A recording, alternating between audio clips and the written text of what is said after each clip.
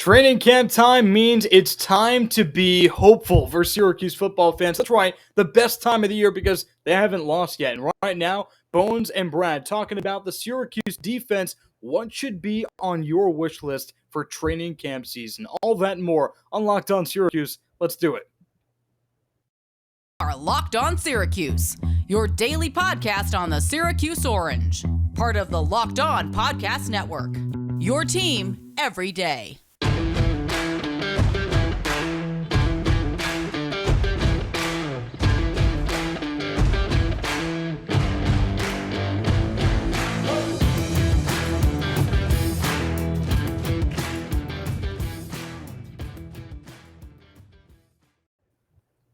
It's Locked On Syracuse. I'm Brad Klein. He's Matt Bonaparte. We are very, very happy to be with you, putting a lid on the training camp wish list. We talked about the offense yesterday. Go check it out. We are free and available wherever you get your podcasts. We're talking about the defense today. And this episode is brought to you by BetOnline. BetOnline.net has you covered this season with more props, odds, and lines than ever before.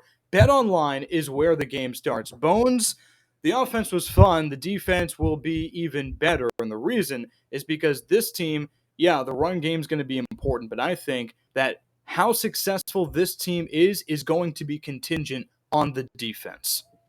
Yes, and before we get into it, I do just want to say people we're probably clicking on this episode wishing it was a JP Estrella interview because I've been hyping it up all week. We had to change scheduling up a little bit. We should have it for you on Monday, so look out for that at the end of the weekend. So sorry for the confusion there, but he's a busy guy. We're getting him after his Syracuse visit, so there's going to be a lot to talk about, so stay tuned for that. But yes, this defense, pretty huge. And Owen and I were talking about it, Brad, when we did the What's More Likely Syracuse football edition, so I'll fill you in on that.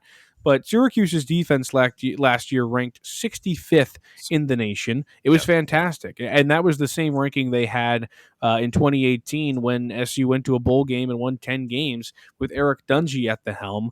The highest under Babers, tied with that 2018 season. Do I think they're going to do that again? I don't. But I still think they're going to have a strong defense because there's a lot of talent here and a lot of returning talent, which I think is the big thing. You've got leaders on this defense that came back. Mikel Jones kind of paramount in that discussion as he had a decision at the end of last season to make, and he made it to come back. And I asked him about it at the ACC kickoff, and he said it's best for my team and it's best for me. So he wants to come back and win. Yeah, so we're excited. Let's talk about the wish list here. We'll go position by position, and we might even go more micro at certain points. Let's talk about Mikel Jones specifically, and then we'll go more macro into the linebackers. Mikel Jones is the returning player, quarterback of the defense, according to head coach Dino Babers. So what are you looking for from Jones? Because if you look at him right now and you see his tape and you see what he's done at the collegiate level, you might be thinking, hold on, why is he playing on Saturdays? He should be playing on Sunday. So what is there really for you to see from Jones in training camp? I start with you. I don't know if it's more of what you're going to see from Jones's play. I mean, from Jones, I wanted the exact same. I mean, this is a guy who has great coverage ability, but also has a really great ability to get into the backfield. We saw a lot more of the pass rush and run stopping capability last year than we did in the ability to stop the pass, which is what we saw in 2020 when he had 4 picks and 1 pass defended. Last year, 0 picks, 0 passes defended, but we saw 12 tackles for loss, 3 of which were sacks. So from Mikel, I just want to see more of the same. But what I need him to do and what the team needs him to do is go out there and make the younger guys who might have less experience comfortable playing in this defense and raise them up to where this team needs them to be. Namely, that's the defensive line. You're talking about Steve Linton, Terry Lockett, and Caleb Okechekwu. Those guys are stepping into roles that they certainly did not have last season. Pretty much the only guys on this defense who are doing that. So Mikel, even though he doesn't play the same position, needs to go to those 3 guys and kind of explain to them, hey guys, you're wildly important to this defense. Maybe people aren't talking about you coming into the season all that much, but you're just as important as I am. And that's exactly what Mikel needs to go out there and make sure that they're ready to go. So what I'm hearing from you for Mikel Jones specifically is, well, you want him to be a leader, which, not to say that he hasn't been. In fact, he's been an unbelievable leader. I began with saying that he's the quarterback of the defense, not according to me, according to Dino Baber. So we're not the only people that think so. And all I've heard around the locker room, at least especially last year, is positivity out of Mikel Jones, that he's really stepped up into that role. And he's also been that mature presence in the locker room, in the linebacker room, for pretty much the entire time. He was that upperclassman type when he was a freshman. So we love that out of Mikel Jones. I think the only thing, if you wanted to be greedy from Mikel Jones, the only thing is probably turnovers, right? There was a time when he was one of the best ball takers in the country, and it didn't happen last year. And you can't really just look at turnovers, especially interceptions, for a linebacker of his position, of his caliber, and say, well, he had a bad year because he didn't have intercept. No, that's not what he's all about. But he did have this weird innate ability in 2020, the COVID year, to just get the ball, just sniff it out, pick it off, fumble recovery, what have you.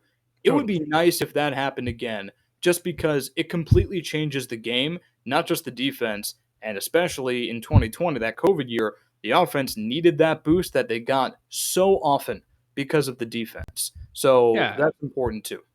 he was responsible for 6 turnovers on his own. I mean, It's that's incredible. something else. Especially And and Mikel Jones is making the same amount of tackles too. It's not like he's taking a backseat in any department and picking it up with these weird breadbasket turnovers, interceptions on a slant that shouldn't be thrown. No, he was actually forcing these turnovers, and they were legit. So I know he's capable of it. He doesn't have to do it for the defense to be successful. Exhibit A last year, but it'd be nice. That's the only thing I can think of out of an otherwise, let's face it, perfect collegiate player and all ACC talent, and you got to love Mikel Jones. Before we hit a break, let's talk about the linebacker position as a whole outside of Jones, and there's really not much to really nitpick because Stephon Thompson, Marlowe Wax, they've both been incredible as well, maybe cast in the shadow of Mikel Jones a little bit, but what are you looking for out of the linebacker room as a whole in your training camp wish list?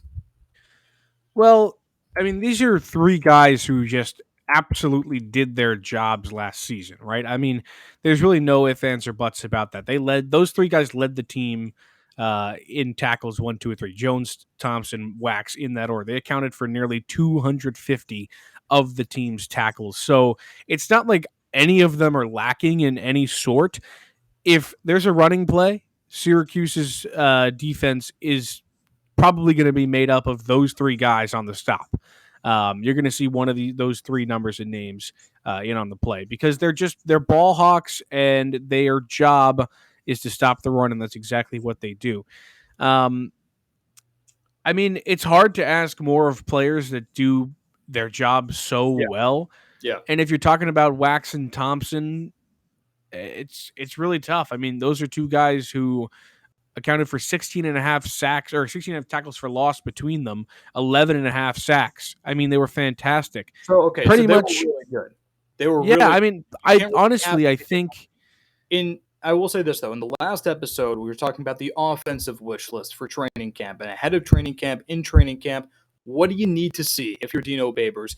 And a lot of what we talked about, no surprise, was depth, especially with a position like the running back position, totally taken care of with Sean Tucker. Well, the linebackers you can almost feel as confident in, if not more confident, because of Mikel Jones, Marlowe Wax, Stephon Thompson. But after them, what do you have? And to me, the number one thing for the linebackers, and maybe this is trickling into another position, but it's the 3-3-5. It's pretty fluid, so don't sue me. But we talked to Steve Linton's high school coach, and he talked a lot about weight. And weight was not being applied at the rate that he wanted to see from Linton, and honestly, the rate that Linton wanted to see for himself. And with that, Linton is probably a stand-up guy. He's not going to go down in his three-point stance. It's probably not a fit for him in his redshirt sophomore year. He's just not big enough, which makes him his most effective. He's 219 pounds. I'm looking at it now. Makes not him big his enough. most effective. Probably an outside linebacker type, a third down guy. If you want to, give Marlowe Wax, Stephon Thompson some rest, it's probably Steve Linton. So that's the number one thing for me. In training camp, that question needs to be answered. what is Linton's role? Because it's time for him to contribute. Yeah, I think so.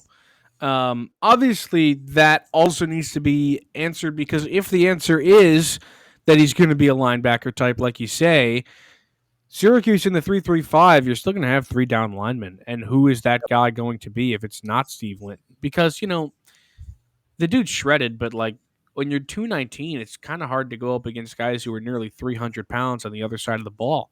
And Syracuse is hoping that they maybe get that nose tackle kind of player, maybe out of Terry Lockett, who's a lot closer to 300 pounds than Linton is, because Lockett, is 270? Yeah, 270, 6'3", 270.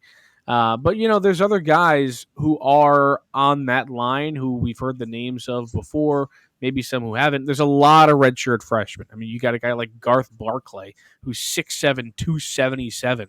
Why don't we see him get a shot at it? He Josh Huff, who we've known too as well. Yeah. What'd you say? He'd be a lot of fun. And we're going to put that position group under the microscope in a second, but let's take a moment and talk about BetOnline because they are doing outstanding stuff. For me, it's not betting. I keep on telling my friends and my family that it's not betting. It's investing because betonline.net, the fastest and the easiest way to check in on all your betting needs, investing needs. Find all of your favorite sports and events at the #1 online source for odds, lines, and games. I'm in the know. It's a low risk because I'm in the know. I know what I'm talking about. You can find the reviews and the news of every league, Major League Baseball, NFL, NBA, NHL, combat sports, esports, and even golf. BetOnline continues to be the top online resource for all your sports wagering information, from live in-game betting, scores, and podcasts. They've got you covered. Head to BetOnline today or use your mobile device to learn more about the action happening today. BetOnline is where the game starts. Yes, it is, Brad. All right.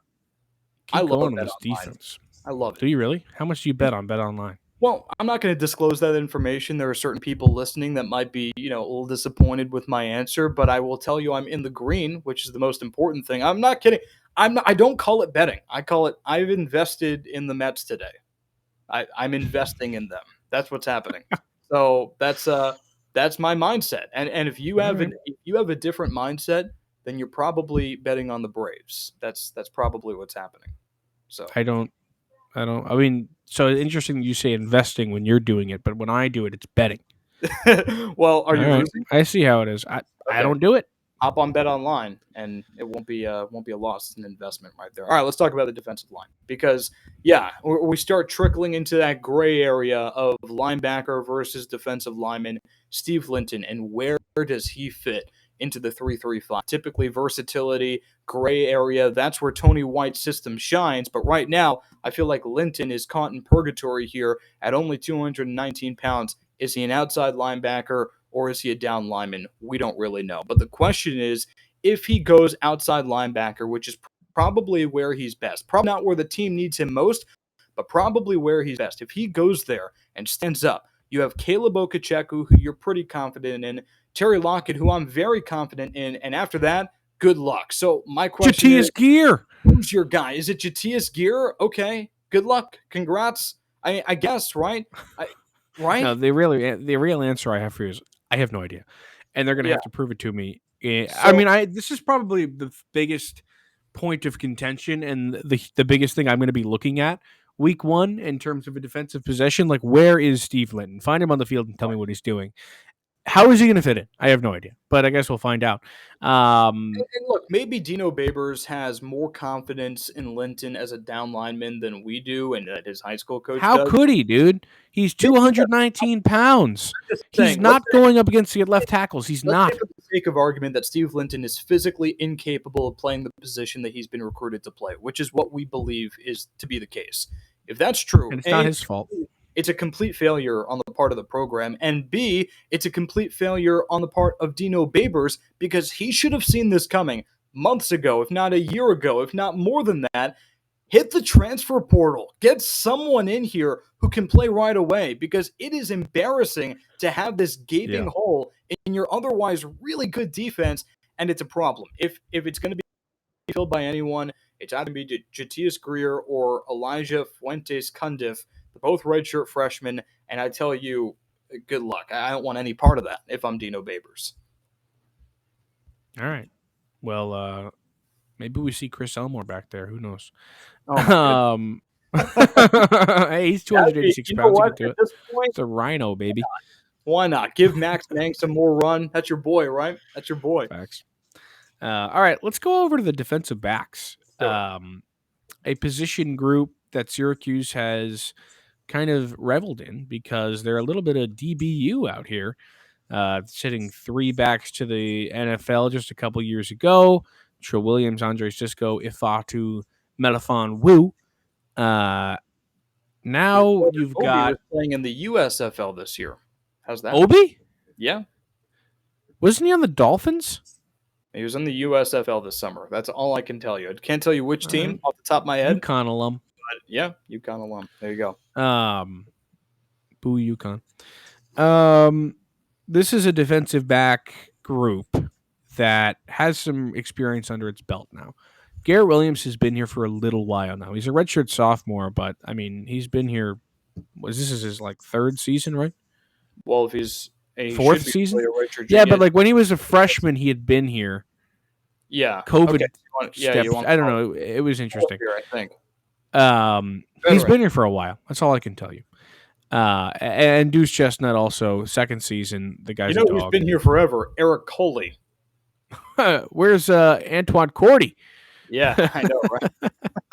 Eric Coley has been here for a minute. But, okay, here's what I want to see from the defensive backing core. Right. I am pleading for Amon Greenwood to prove me wrong. Last year, if you go rewatch any of those games, watch Amon Greenwood every single time. Guy gets burned like your dad left the toaster on every freaking morning, okay? Amon Greenwood needs to step it up, and I want him to come out, prove me wrong. I want him to just have a dartboard of my head in his room just to try and prove me wrong, locking up guys in practice. Amon, you got to go out there and prove to me that you are one of the more dominant players in this room, because if not, there are guys who are going to take your job. Jeremiah Wilson's right there. Malcolm Folk is right there, okay? These are all – Eric Coley's right there, for goodness sake, okay? Justin Barron, Jason Simmons, they're better than you. Neil Nunn's better than you, okay? Amon, come out and show me you deserve to play. So I have a question before I actually talk about football, just out of curiosity, because anyone that knows Bones knows that he is a stern supporter of the program and a stern supporter of the student athletes. So he says this in the most endearing way. But you've had an open gripe with Amon Greenwood for a very, very, very long time. I want him to be good. I know you do. That's what I'm saying. You really are rooting for him, but he's not very good, right? In your eyes. Player who you feel that way about the most. Amon Greenwood. I knew you were going to say. Go ahead and fill in the blank. Barama Sidibe. Barama Sidibe. Who drives you crazier? And obviously, Barama is no longer with Syracuse basketball, but these are two. Bones doesn't have the angel on his shoulder. He has 2 devils. One is named Amon, and the other is Barama. That's what. Okay, let me say this about Barama real quick. We're going on such a tangent here. That's okay. Barama, I love. I mean, he is a fan favorite. I love Barama Sidibe. He is a great guy. He's a fantastic human being, and I think he's awesome. And I want to see him play for Boeheim's Army. I want him. When he says he's a great guy, that's how you know he's about to shred him. He's a great guy. But Barama Sidibe might as well have the nickname Foul Machine. Okay? This guy is arguably, I mean, he is so bad. Like in the season where Marek Dolezaj played center all year, I got flack. Okay, fine. I got a lot of flack. Hold on, Brad. I got a lot of flack for saying that even if Barama came back, I would prefer Marek to play center over a hobbled Barama Sidibe. Yeah. And people were like, "You're an idiot." And then Barama came back against Clemson, played 11 minutes, and fouled out. Okay? What is he providing that is so great? Dignify that with a response. Just answer the question. Player you feel that way about the most, Amon Greenwood or Barama Sidibe? I think it's Barama for you, but I don't know. It is Barama. Okay. I love Barama, though. Smurf Greenwood is in the clear because Barama can be a scapegoat. I guess that's not really the case because Barama is no longer on the hill. I'm just going to say, the fact checkers who are going to go out in the game logs and say he didn't foul out of that game against Clemson, it's correct. He only had 4 fouls, but they called a foul on somebody else that should have been Barama's, like right at the end. So Barama, he should have fouled out. I would not be the guy who went out to try and fact check Bones on Barama. I know our audience. People would. Well, I know the audience. They're very passionate, and they like to keep us in check, which I love. Which I respect. But if there's anyone that knows their Barama slander best, it's Matt Bonaparte. So you can't be saying slander. I love Barama. Fine. I just don't think he's very good at basketball. Constructive criticism, we'll call it. Sure. Fine. But Amon Greenwood, he's still got a chance to get back out of my doghouse because I want him to play well. This is my call to you, Amon. Play well, my king. Okay. I like that. I like that. I think Amon Greenwood being a little bit more reliable would just completely change the whole outlook of this position group. I think that a guy like Justin Barron or Jason Simmons, one of the two safeties, uber athletic, if they're able to figure it out a little bit more, I'm really rooting for Jason Simmons here because I happen to really like him. That's just one of my guys, just for whatever reason.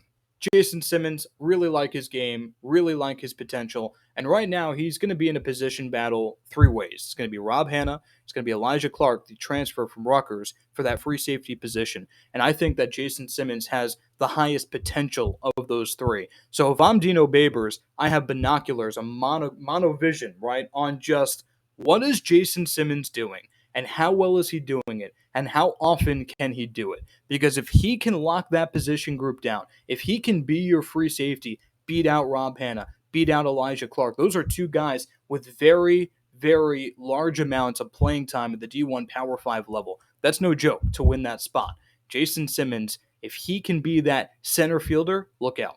Changes the defense. I had class with him on once. He participated. He didn't listen to a word I just said about Jason Simmons. It was just like, oh my God, Amon Greenwood is living rent-free in my head. What is happening? I'm just saying, he was a good student. He participated. I was in a group work with him. He did his work. We got a good grade on the project. Work with him. Yes. Okay. Me and Amon talked. Okay. So he covers. He didn't know. He didn't know at the time that I didn't think he was a very good football player, but he should know now that I'm rooting for him. Anyway, you're right. You're right about Jason Simmons is a very good player, and he was a guy who came from. If he can take that step up, changes the defense completely. Amon Greenwood taking a step up is huge. Of course, anyone taking a step up is huge, but Greenwood taking a step up just reinforces still a pretty solid position group because Greenwood is playing behind Carter and Coley, both guys I have very, very high respect for and trust in. So if they are good, then you don't really need Greenwood. But Greenwood's an exciting guy because he's one of those true freshmen that got a lot of run in that COVID year just because of circumstance and injuries. So you're expecting a lot from him because he didn't embarrass himself that year, but he's actually maybe slightly regressed since, which is disappointing. But I hear you. I hear you on Amon Greenwood. But to your point about Simmons, good. A guy who transferred from New Mexico State, I believe for the sole purpose of he wanted to go to the NFL, and he thinks that Syracuse is probably the best place to achieve that dream, and I don't think he's wrong. A guy like him could really flourish at SU, and he saw those 3 guys go to the NFL, and he said, I want to be one of them. Last season, he was decent. He got burned a couple times, but he had a pick. He didn't have a single pass defended, which wasn't great. He did force a fumble, and he made some good tackles, but he has a lot of room to improve. And I think that with everybody getting better, I mean, you have to assume that he's going to be making that jump. I mean, he is a junior this season. I think he's the most, other than senior Isaiah Johnson, who does not play, Jason Simmons is the most senior guy in the position group. So, I mean, he's the same year as Garrett Williams, so not really, but like he's up there. He's one of the older guys in that room.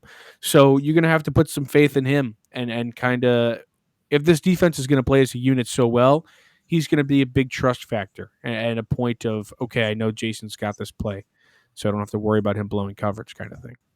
Now, the other thing that we should really be looking at wish list for the training camp for the defense, that is that you have two transfer safeties, both from high level programs. I mentioned Elijah Clark coming from Rutgers, and then the redshirt freshman transfer from Louisville, Braylon Oliver.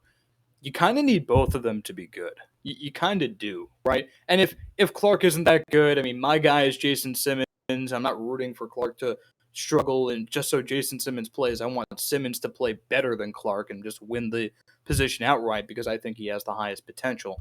But you brought both of them in, and you didn't bring them to sit. You brought them in because you actually think that you being Dino, can upgrade those positions, which are in pretty good spots without them. Again, Jason Simmons is right there, and Braylon Oliver right there, and without Oliver, what are you looking at if you're Syracuse? You're Syracuse without Braylon Oliver as that redshirt freshman transfer from Louisville.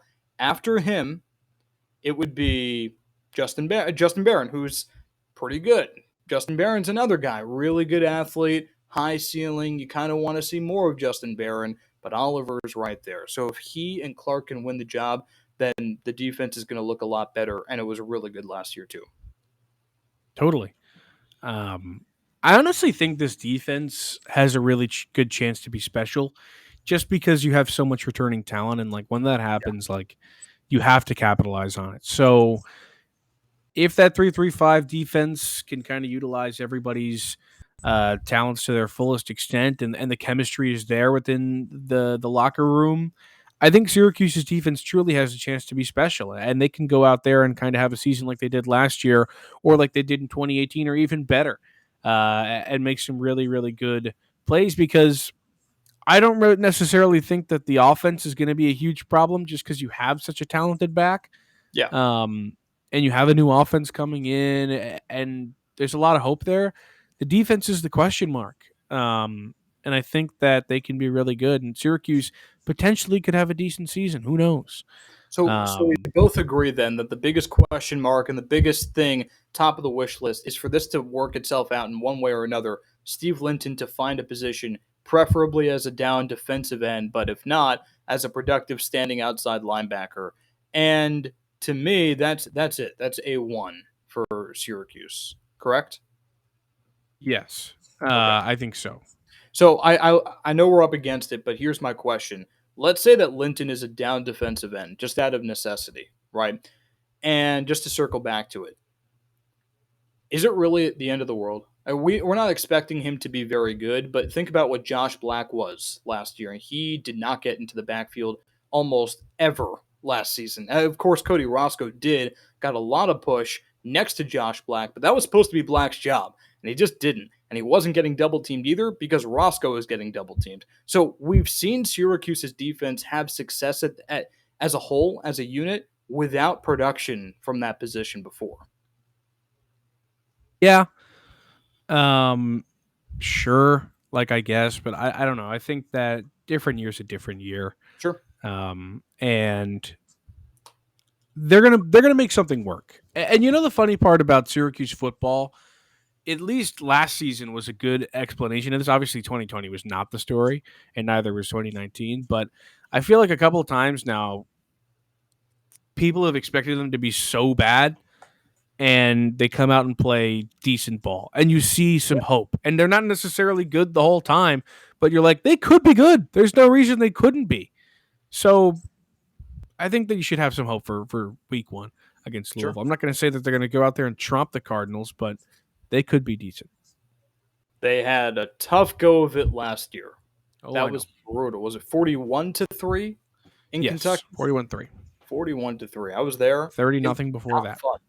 Not fun at all. But the team got Raising Canes after the game, and I was kind of jealous. So there's that. All right. That does it for this edition of Locked On Syracuse. Putting a cap on the week. Enjoy the weekend. Also, on Monday, make Locked On ACC your second listen. Of course, Locked On Syracuse will always be your first listen, and hopefully for good reason on Monday with, fingers crossed, JP Estrella interview coming on Monday. But even if it doesn't happen, we're going to have great Syracuse content for you on Monday. but we're promising it on Monday. Tentatively, it's going to happen. Locked On ACC with Candace Cooper, though, giving you all the news and analysis around the conference that you need to really get a grasp on where Syracuse stands in the league. Locked On ACC with Candace Cooper across the ACC in 30 minutes every day. It's your second listen every day. That's Locked On ACC. Bones and Brad back on Monday. Until then, have a safe and fun weekend.